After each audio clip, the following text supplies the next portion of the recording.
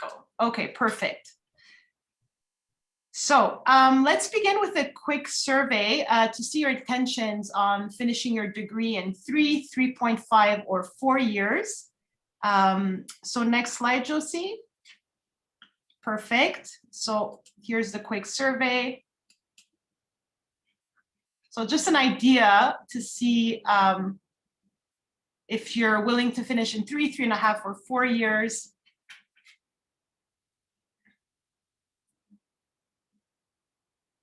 Interesting. Okay. Okay. Well, the 3.5, barely passed the other two options, but indeed the 3.5 years is the common path on finishing your degree.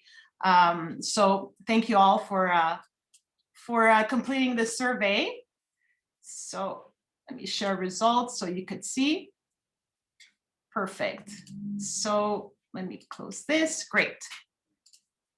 So for today's agenda, we will be discussing briefly about the BCL-JD program. Next slide, Josie. Finishing your degree in 3 and 3.5 or 4 years, what are the advantages and disadvantages for each duration? Also, we will be discussing our selection of experiential learning opportunities offered at the faculty. Also, how to plan your degree to ensure you have your completed requirements before you graduate. And finally, a quick overview of the SAO support and how we could support you with our various services. So let's begin a bit of an overview of our BCL-JD program and what students should expect to complete throughout the progress of their degree. Students must complete a total of 105 credits in order to successfully graduate with your BCL-JD degree. You will need to plan to ensure that not only you complete your 105 credits, but you will complete your mandatory first and second year required courses, which is a total of 47 credits. Also your complementary courses, which is a total of 12 credits. And you will need to complete the courses within those complementary courses, your civil law, common law, social diversity, human rights, and indigenous law, and your administrative law basket courses. Lastly, students must take 46 elective courses in order to complete the 105 105 credits degree requirement. The list of electives varies from year to year, so it's better to review our current course offering list to see what elective courses are available. So just to clarify, when Ashley talked about elective courses, these are law electives. Yes, thanks, Josie. Thank you. So the most popular question is 3 versus 3.5 versus 4 years, what it means academically. So, le programme BCL-JD est l'occasion d'apprendre les traditions de droit civil et de common law dans le cadre d'un seul et même programme d'études intégré dont les étudiants peuvent le compléter en 3 ans, 3 ans et demi ou 4 ans selon le cheminement individuel et les options choisies. Il est possible d'accélérer l'achèvement du programme en 3 ans en complétant des crédits d'été et en prenant un nombre plus élevé de crédits pendant l'année universitaire régulière jusqu'à un maximum de 18 crédits par trimestre. Vous devriez commencer à planifier à la fin de votre première année si vous souhaitez terminer le programme en 3 ans. Pour le cheminement de 3 ans et demi à un rythme normal de 15 crédits par trimestre, le programme peut être achevé en 7 trimestres. La plupart de nos étudiants choisissent ce cheminement régulier pour achever leurs études. Students may also wish to finish their BCL-JD degree in 4 years by enriching their degree with a minor program such as in arts, science, or management, or a major program such as in commercial negotiation and dispute resolution, or a major program on international human rights and development. All these 3 options will require additional credits, extending the program to 4 years. Please note, students who wish to finish their degree in 4 years must take a minimum of 12 credits per term in order to remain full-time. So the upsides of finishing your law degree in 3, 3.5, or 4 years comes, of course, with advantages and disadvantages, regardless of the duration you select. So first, let's begin with the upsides. If you plan to finish your degree in 3 years, you will finish your degree sooner, and therefore the likelihood of starting to earn a regular income will be much higher. In other words, if you know what you want to do, the 3-year duration path will most likely get you to the direction much sooner. So for the 3.5 years duration, students normally choose this path to complete their BCL-JD program, which is the usual pace. Another advantage is that there is some time to pursue a diversity of experiential learning opportunities, such as participating in a competitive mooting or a year-long clerkship. Also, it gives you more time to build a competitive profile. Lastly, for the 4-year duration, you can enrich your degree by adding a minor or a major program, as mentioned previously. You'll have some time also for other activities such as volunteering, and also it would be more feasible to have a part-time job while you are in your studies. Donc, choisir de compléter le programme en 3 ans, 3 ans et demi ou 4 ans peuvent aussi mener à des inconvénients. Pour la durée de 3 ans, il faut garder en tête que la charge de travail sera supérieure, donc le niveau de stress pourra être un peu plus élevé. Vous ne pouvez pas explorer d'autres options durant votre programme, donc par exemple de rajouter une mineure dans un autre domaine, soit en art ou dans les sciences. De plus, vous devez faire des choix de carrière un peu plus tôt. Pour la durée de 3 ans et demi, si vous faites un échange durant dans votre dernier trimestre, vos choix seront un peu plus limités, car vous devez prendre juste des cours de law electives, comme on dit. Et finalement, si vous choisissez une durée de 4 ans, il faut se rappeler qu'il va vous coûter un peu plus cher, car vous prenez plus de cours. Et cela entraîne aussi un retardement pour entamer votre profession. So I just wanted to add to the parcours of 3, 3.5, and 4 years. So typically a student, who's already completed an undergrad or a master's degree, or a mature student, more likely to complete the program in 3 years. Students who come from, who've only completed an undergraduate degree, they're usually fit the 3.5-year profile. And not to say that, those who have a master's or an undergraduate or who are mature won't do it in 3.5 years, but this is my experience, what I've noticed over the last few years. And 4 years, as Astrid mentioned, these are typically students who want to add on a major, a minor, and it's very popular with our students who come directly from CEGEP. It's an opportunity for them to explore adding on a minor if they want to do a major, and get the full university experience. Just a little add-on. Thank you, Josie. No, very useful information, actually. It's good to know. The more information, the better. Great. So the Faculty of Law is proud to offer a wide variety of clinical legal education opportunities that allows students to build valuable skills through experiential learning. The popular question among first-year students is when they could take part of an experiential learning opportunity or to go on an exchange, for example, during their program. So soon after the completion of your first-year courses, you will have the opportunity, for example, to participate for the Human Rights Internship, which is available to 1L students as of the summer term. During the second year, students will have the opportunity to further broaden their perspective and expertise by pursuing a minor or a major program to their degree. Again, please keep in mind that pursuing a minor or major requires completing an additional 18 to 24 credits, rounding out to the program to a full 4 years. Further information, again, on our major and minor programs regarding eligibility and application process can be found on our faculty website, but I will be discussing it very briefly in the next few slides. During the third and fourth year students, if you don't mind going back, Josie, great. During the third and fourth year, students may elect to go on exchange through our student exchange program, or to take part in a legal clinic, student clerkship, competitive mooting, group assistant, or becoming a tutorial leader. So as you see on our table, most clinical education opportunities occur during your third and fourth year.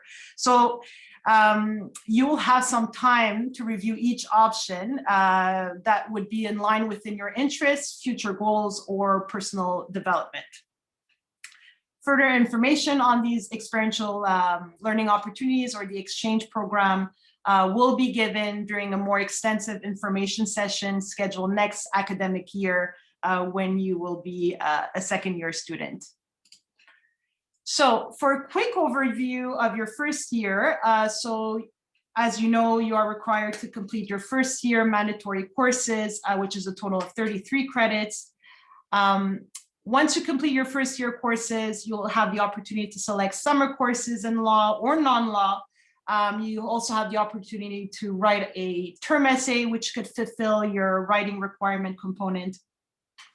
Also, speaking of summer courses, just a side note, we will be sending the summer course offerings very soon, hopefully end of this week or early next week. So you'll have a better idea what is available during the summer term and the number of law credits you're allowed to take. So thank you for your patience regarding that. Also, what I mentioned in the previous slide, the human rights internship is also an opportunity to earn 3 credits during the summer term, which is open to first year students. So as your second year, you will need to complete your second year required courses, which means GICP, legal ethics and professionalism, which is usually offered in the winter term. We have advocacy, which is usually offered in the fall term, and property, which is a year-long course. What's nice to be when you're in your second year, you have a little bit more opportunity to take other courses. So such as your complementary courses, and you could take also focus week courses, law electives, and also, like I mentioned, you have the opportunity to apply for a minor or major program. So again, it just gives a little bit more choices when you enter on your second year. So please keep in mind that also pursuing a minor or major program requires an additional 18 to 24 credits, again, which means that you will have to earn your degree in 4 years instead of 3 and 3.5. So during your third and fourth year, as I mentioned, you have a lot more opportunities to select, more options. So mooting, clerkships, legal clinics, going on exchange, study away, becoming a group assistant, tutorial leaders. So all these opportunities you'll be able to do as your third or fourth year. Sorry, I just wanted to say that keep in mind, clerkships, mootings, legal clinics, group assistants, all these experiential learning opportunities, they do fall under the category of non-course credits, which we have a maximum number that you could take during your BCL JD degree, which is 15. And we don't allow any exceptions to go further than the 15 maximum credits. So again, just wanted to mention that you could apply for a major or a minor program in your second year, but you will need to declare it as of your third year before add-drop deadline. That's just a side note that is important to mention. So throughout the progress of your law program, there are many exciting opportunities you could add to your degree. Students have the possibility of adding a minor, a minor in arts, science, management to their degree, or adding a major as well. You could also go on exchange with a minimum of 12 to a maximum of 15 elective credits during your third or fourth year. Furthermore, you have the possibility to take non-law courses, which is a maximum of 6 credits that can be taken during your entire program.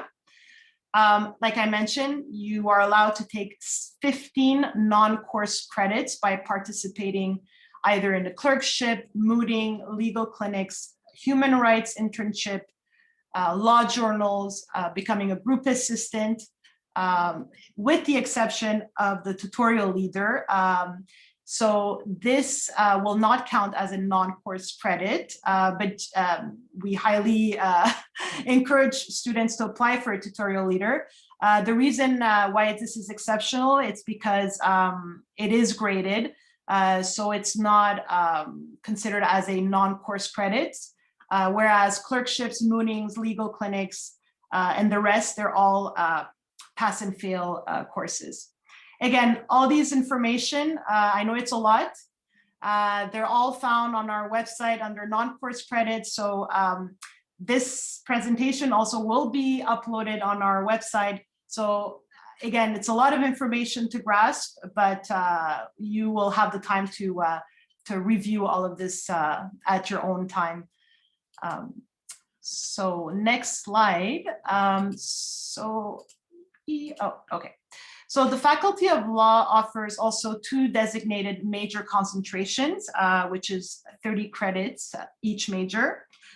So the 2 majors we have is commercial negotiation and dispute resolution, which right now, unfortunately, is on hold because we've been having a little bit of issues with placements because of the pandemic. So hopefully it will resume for the next academic year.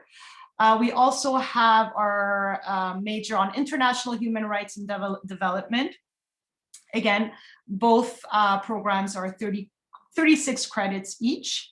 I've included the link where you could find the list of courses required for each program on our e-calendar. In terms of the eligibility criteria for both programs, you must complete your first year. Like I mentioned, you would have to declare your major at the latest the 3rd year before add/drop deadline. The minimum CGPA is 2.70, which is required when you apply and maintain throughout the major program. We also have the major form, application form, which will be required to be completed and submitted to the SAO. All forms is found on our SAO forms website. So in case you're looking for a form that is required to be submitted at the SAO, most likely you will find it under our SAO forms website. Again, when you want to apply to a major, even for a minor, I would highly suggest first to meet with a SAO advisor, just to make sure of your eligibility and the application process.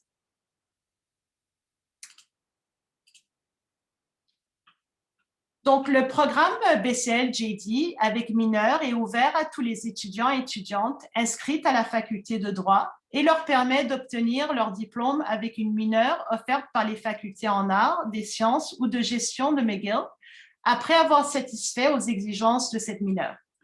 Les étudiants doivent compléter 18 crédits en plus des 105 crédits nécessaires pour le programme BCL-JD, complétant le programme avec un total de 123 crédits.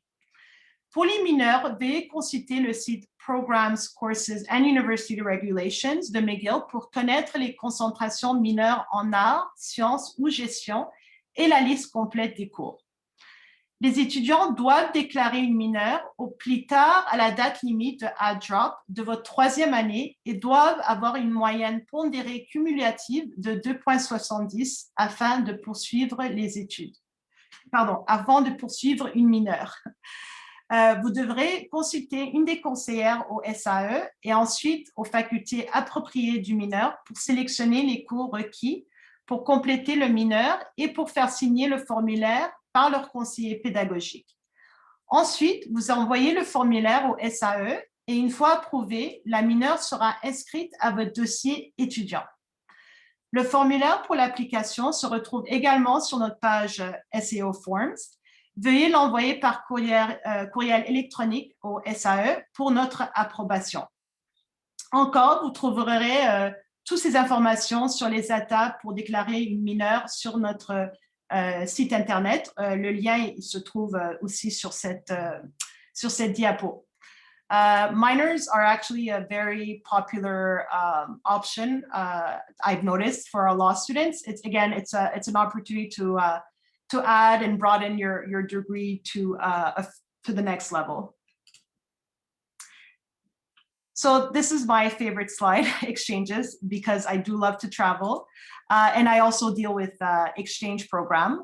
A lot of first year students do ask me about the exchange program, when they could apply. So just to give you a very quick overview.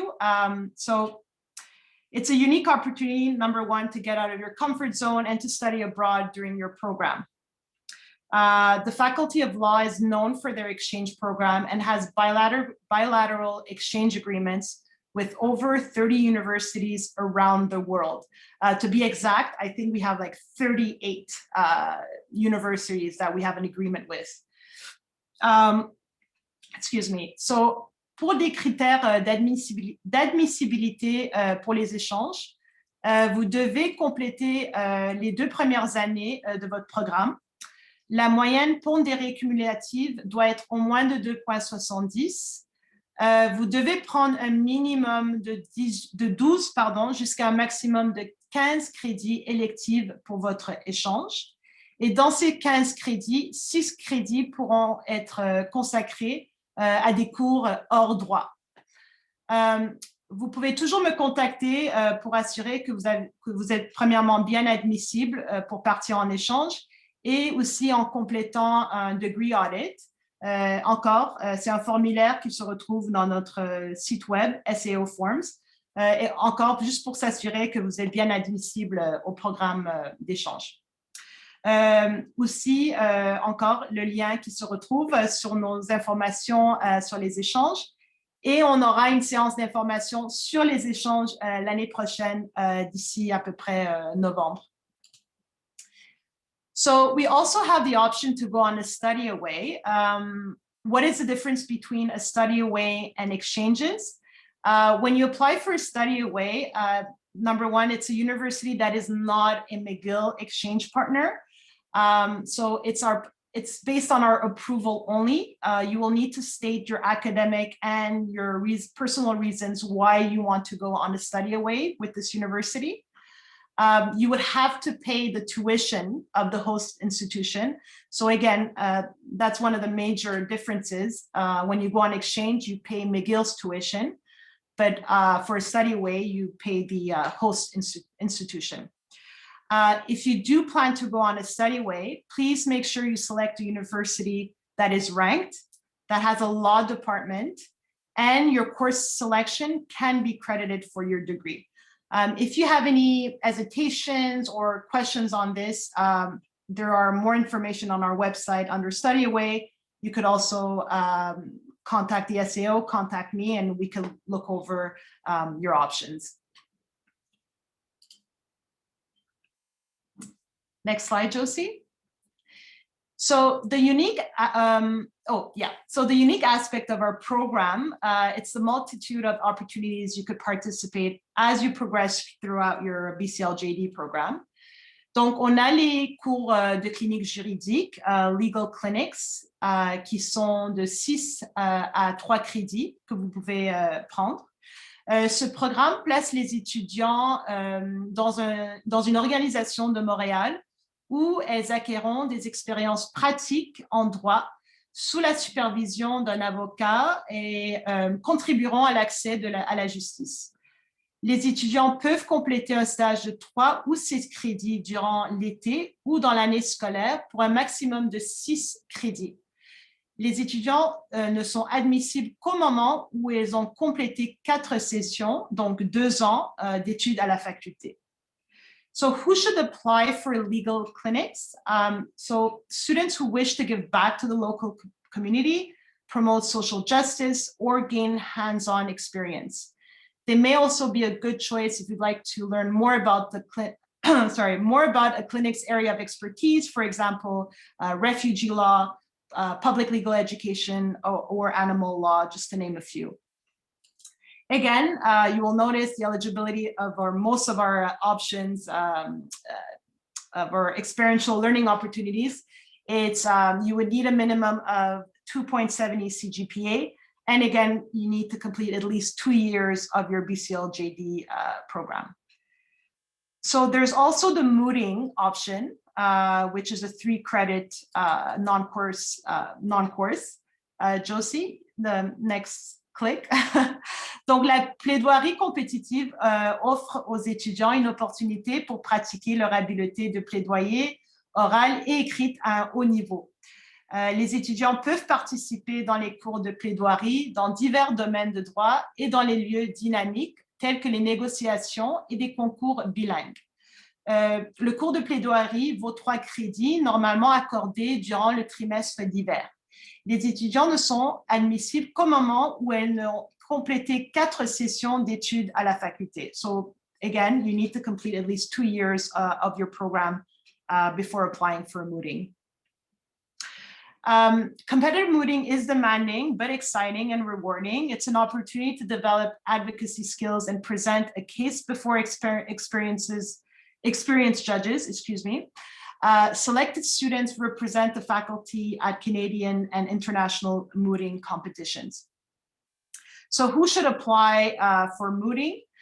Students who are interested in analyzing and researching complex legal problems, developing arguments, and advocacy skills. Eligibility, same as legal clinics. Students must be entering in their 3rd and 4th year, CGPA of 2.70 or higher. But most importantly, there is a prerequisite for all moot competitions. You need your advocacy course in order to apply for mooting. Another important, sorry? No, I was just going to say, if you're particularly interested in participating in the Jessup moot, you need to take Pub 2 105, which is Public International Law. It is a prerequisite for that moot. In addition, it's not a prerequisite for the Aboriginal moot, but if you do take any courses that are related to Aboriginal studies in the law, would be very useful to you. As opposed as well, the diversity moot, again, not a prerequisite, but if you do take critical race theory, from what I'm told, is very useful in that particular moot. But the prerequisite really is advocacy for all moots, and particularly for the Jessup Public International Law, which is Pub 2 105, which you have to complete prior to the year that if you're selected to participate in the moot. Thanks, Josie. So Josie is she's the main, I guess, contact person for mooting inquiries. Thanks, Josie, for pinpointing those information. Also, another important aspect is that students cannot do a competitive mooting if they're going on exchange during the same year. So lastly, we have the clerkships, which are... Sorry, actually, before you go on to clerkships, I just wanted to explain why you can't you can't do a moot and an exchange in the same academic year. So although the pleading of a moot generally takes place during the winter term, a lot of the work happens in the fall, where the problem is released, where you're working on the factum. Most of the moots that we participate in, the factum is usually due in January. So participating in a moot is a year-long commitment, even if the actual moot competition happens during the winter term. Thanks, Josie. Good point to mention. So lastly here, clerkships, which is a very popular option. It's 6 credits. We do offer rarely 3-credit clerkships. However, that is not guaranteed because that kind of permission also needs to be approved by the court. So usually I would say a good 90% of the time, it's usually 6 credits for clerkship, so year long. So clerkships offer students the opportunity to earn academic credits while working as a research assistant for a judge or member of an administrative tribunal in Montreal during the academic year. Students are matched with judges for the full academic year, like I mentioned, so 6 credits for a minimum of 200 hours of work. So who should apply for clerkships? Students who wish to work closely with a judge and gain the behind-the-scenes view of the Quebec judicial system. And it's also an opportunity to students to improve their legal analysis, research, and writing skills in both French and English. Same as mooting or legal clinics. Again, you need to complete at least 2 years of your BCL JD program at the time of the clerkship. Also, you need a minimum of 2.70 CGPA or higher, and you need to have advocacy completed while you go on a clerkship. Okay, next slide, perfect. So we have also the human rights internship, which is 6 credits in total, 3 credits that are completed over the summer and 3 credits completed in the fall. The Human Rights Internship Program selects law students for placements as summer interns with non-governmental organizations and tribunals for 12 weeks. Since 1992, the faculty has established a number of partnerships with non-governmental organizations in Canada and abroad. Administered by the Center of Human Rights and Legal Pluralism, the International Human Rights Internship Program is a fully credited course that allows students to earn 6 credits during the completion of their BCL JD degree. Partner organizations provide students with practical work experience in human rights investigation, monitoring, and reporting. The internships also provide exposure to the operation and implementation of international legal human rights instruments and norms. Each year, we have roughly about 30 students participating in the program. They work as volunteers, receiving partial funding from the Faculty of Law. So who should apply to this program? Students who are passionate about human rights and eager to obtain practical experience at non-governmental organizations or international organizations. So like I mentioned, 3 credits are earned over the summer and 3 credits for the fall semester. Just please note, students could only participate in the program once they apply, once they complete their first year. Law journals, students have also the opportunity to participate for credit in the operation of some of the student-run peer-reviewed journals at the faculty. The program covers the McGill Law Journal, the McGill Journal of Sustainable Development Law, and the McGill Journal of Law and Health. It's a great opportunity to work for a specific journal offered in different positions, from junior editor to editor-in-chief, with credits ranging from 2 to 6 credits. Who should apply for law journal position? Again, working for a journal is an invaluable complement to the students' legal education. The experience allows law students to be exposed to legal scholarship of the highest caliber and to interact with some of the keenest legal minds in the country and around the world while obtaining academic credit for it. So you may be eligible for a law journal position after you have completed your first year. And finally, we have the group assistants and tutorial leaders. Group assistants, 2 credits, tutorial leaders, 4 credits. So the tutorial leaders runs for the whole year, which explains the 4 credits.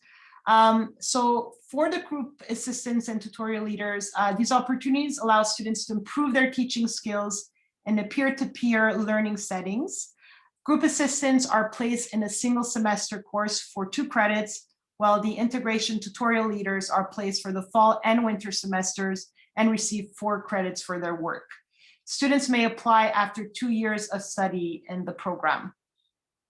So who should apply to these positions? Students who wish to gain hands-on experience, students who wish to gain experience in the teaching and learning process. Generally, students who excel in legal methodology, tutorial leaders, demonstrate leadership qualities, strong interpersonal and organizational skills, and empathy towards others. So again, these are the group assistants and tutorial leaders are very popular options when you are during your PCLJD degree.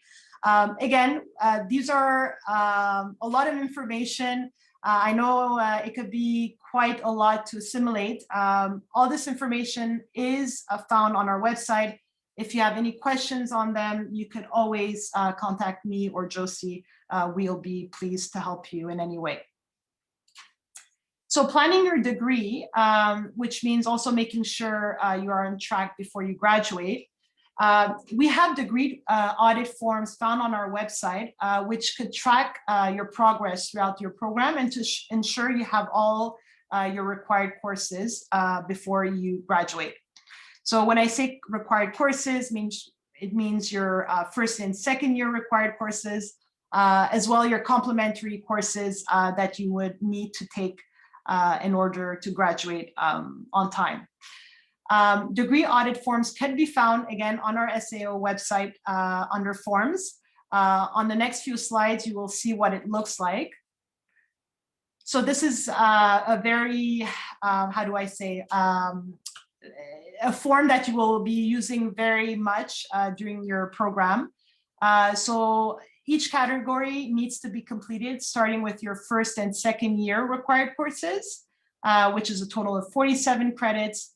Also, you have your complementary courses, which includes your civil law, common law, social diversity, human rights, indigenous basket courses. Also, your principles of Canadian administrative law courses, which is a total of 12 credits that needs to be completed.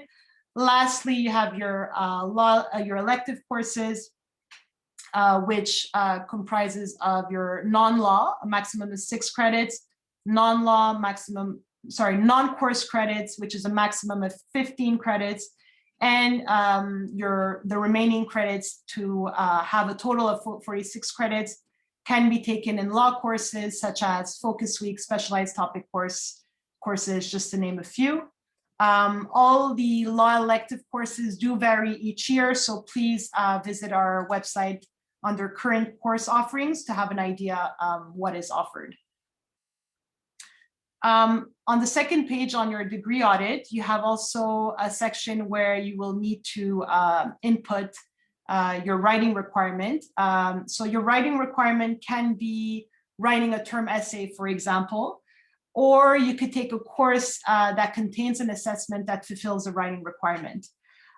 Just a reminder, if you do plan to take a course that has a writing requirement component, the criteria is that it has to be at least 75% worth and contains 8,000 to 10,000 words, inclusive of footnotes, excludes bibliography.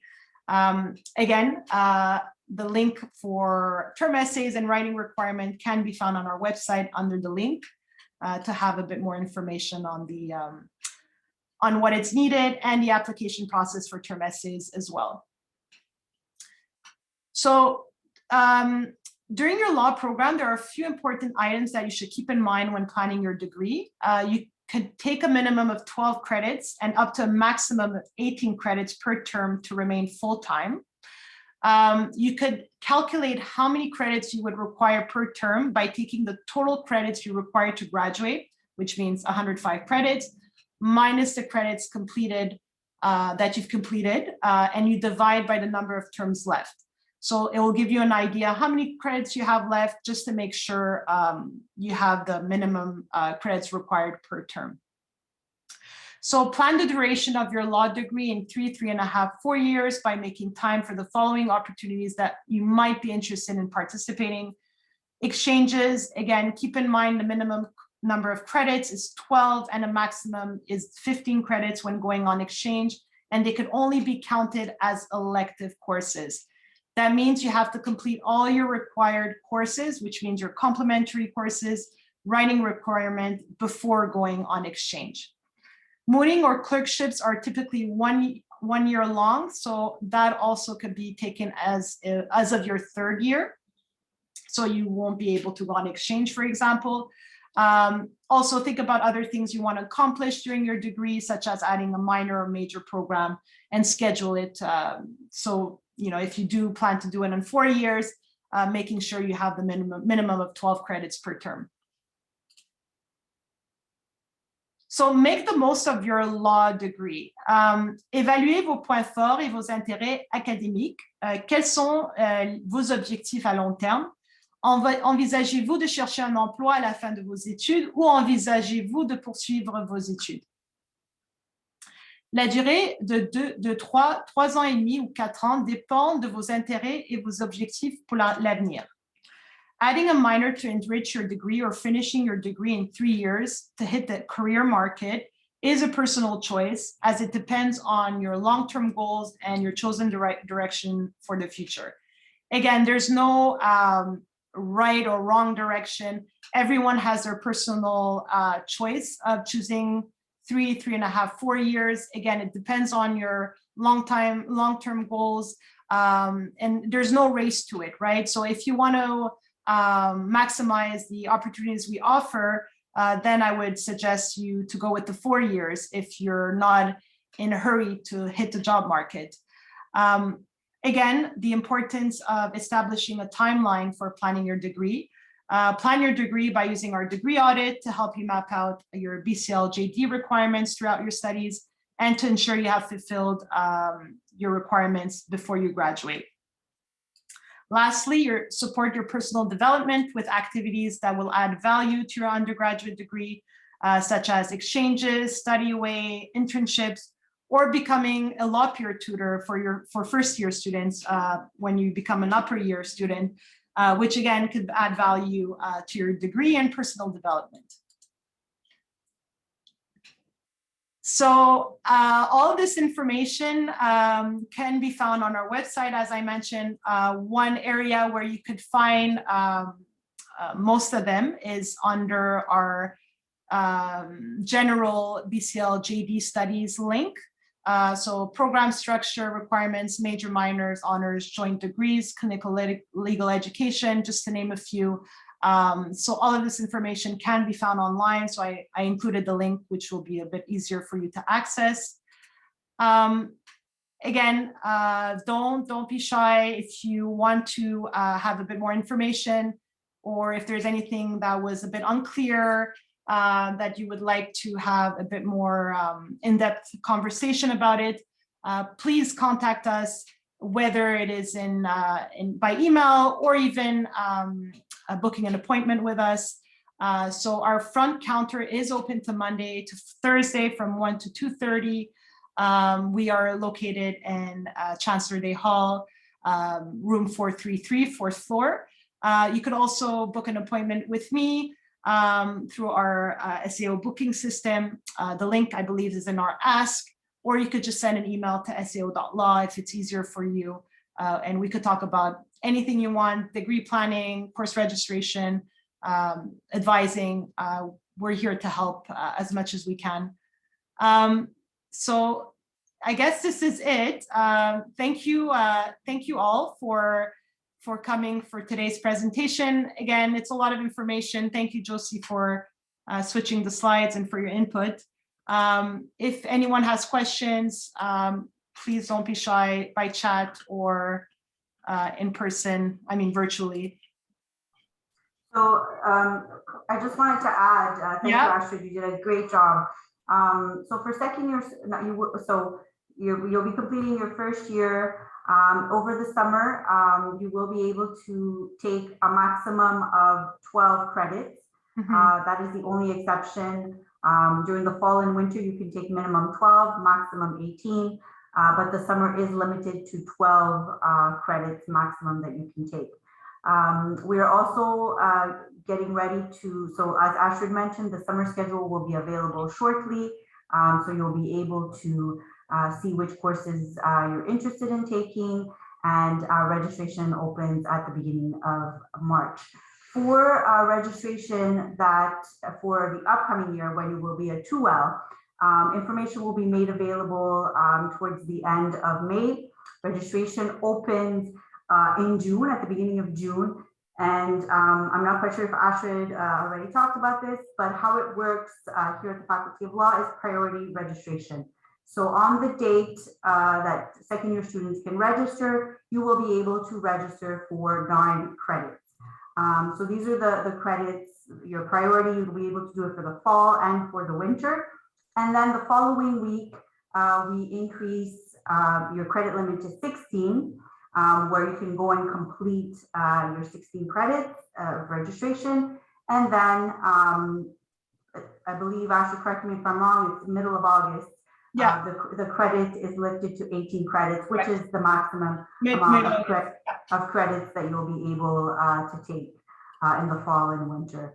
So I just wanted to add, but more information will be available to you, like I said, towards the middle to end of May. We send the registration materials where you'll be able to look at the course offerings and prepare a schedule for the upcoming year. So someone has their hand up. Go ahead if you want to unmute yourself. Jelu, please forgive me if I mispronounced your name. Hi, Jelu. Hi, no, you pronounced it very well. I was just curious about the writing requirement. My Yes. connection froze when you were speaking about it. Oh, So okay. Sorry about that. No, it's fine. So my understanding is that we need to fill a form and we also need to register for one of the courses. One of them, I think, is like writing 491. And you also need to have confirmation from a prof that will supervise you. Is that correct? Yes, that is correct. So yes, so are you planning to take a term essay in the summer, or this is just in general? Perhaps in the summer, but it's Okay. more in general. Okay, no problem. So yes, you would need to reach out to your supervisor. So has to be a full-time faculty member. To be on the safe side, you could check on our website with our faculty list of professors. So you could contact one of them who is, I guess, in line with your interest for your term essay, asking them if they're willing to supervise your paper. Once they approve, you could go ahead and fill out the term essay authorization form. So the form is on our SAO forms website. You complete it before the deadline. So we do have a deadline. In summer, it's end of May usually. And then also before our drop deadline for the summer, you would need to register for the term essay course. Since it's your first one, it's RIT 491. Afterwards, once we approve, you will be notified, and you will need to submit your term essay sometime, I believe, mid to end August. We don't have the dates official yet. And yeah, that will fulfill your writing requirement right there. And I just added in the chat the link to our, okay. For the process. For the faculty members. Perfect. Thank you very much. So you're welcome, Julie. My supervisor needs to give me the okay, then I fill the form, I send the application, then I register if it's accepted. Yes, exactly. Before our drop deadline, you register for the course, and then we will let you know all is good, no further action is needed, and that's it. All right. Thank you so much. Have a good day. Thank you. Go ahead, Alicia. Hi, Alicia. So I'm not sure if I just misunderstood, yes? But when we were talking about the exchanges, yes, there was like the mention of the 15 course credit for the exchange, and I'm just yes? a bit confused as to if those are completely separate from the non-course credits, in the sense that do you get an extra 15 that are flexible by going on exchange, or does it get subtracted from the ones that you initially have? So Josie? So there are two separate things. So you have non-course, which are moots, clerkship, journals, all of that. Non-course experiential learning opportunities. And then you have your 12 to 15 exchange credits, which are completely two different sets of 15. So these credits are law electives that you pursue at a host institution, part of another faculty of law. You can do 9 law electives and 6 non-law if you prefer, or you can do 12 and 3, however you, but the maximum is 6 non-law, and obviously the balance, which would be 9 law electives. But they're separate. Those are law electives that are part of the 46 that Ashford was talking about. Okay, so the 9 law electives make sense to me. And then for the 6 non-law that we get on exchange, do those subtract from anything, or are those? Yes. So as part of your 105, you have these 6 non-law, and it's totally up to each student if you want to take these 6 non-law. You don't have to. They could be 6 law credits, but you can. And if you go on exchange, you don't have to take these non-law. You could do all law electives if you want. But yes, they are part of these 6 non-law credits are part of the 105. Okay, great. So basically it doesn't change anything from the count that we would do if we weren't exactly. going on it. No. Until 105, yeah. Okay, thank you so much. Thank you.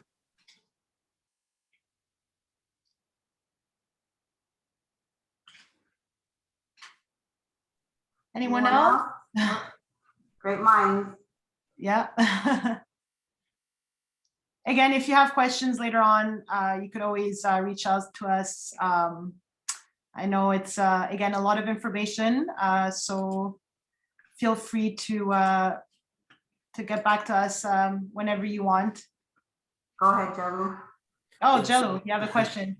Yeah, so it's my last question. So there is writing 491, 94, 95, which are all for term essay 1. Yes. And it's ABC. What's up with that? So Yeah. it's just because a lot of students opt to do the writing requirement for the a lot of students opt to do a term essay to meet the writing requirement. So in order to maintain caps, that's how we created the course registration. Okay, perfect. And my first essay, no matter when I do it, I would have to choose one of the classes that is entitled Essay 1, whether it's A, B, or C, right?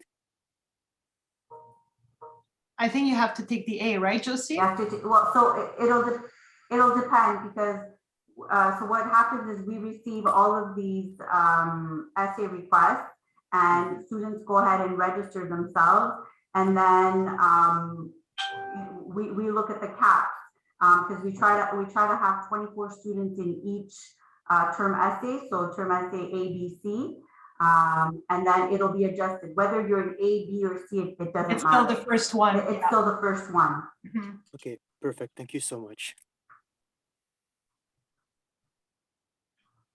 Anyone else? So just keep in mind, Ashford and I hold individual or I guess topic-specific sessions for each one of these non-cores. Just as an example, in March, both Ashford and I are going to be having the mooting and the clerkship information session. As mentioned, in November, she holds the exchange information session. We have our legal clinic coordinator who will be having who will be holding an information session for legal clinics.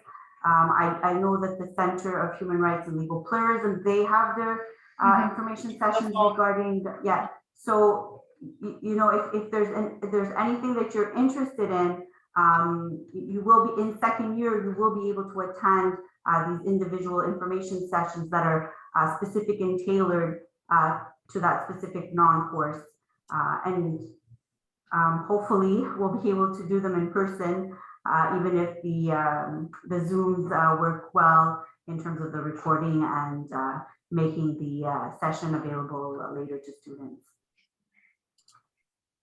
Thanks, Josie. All right.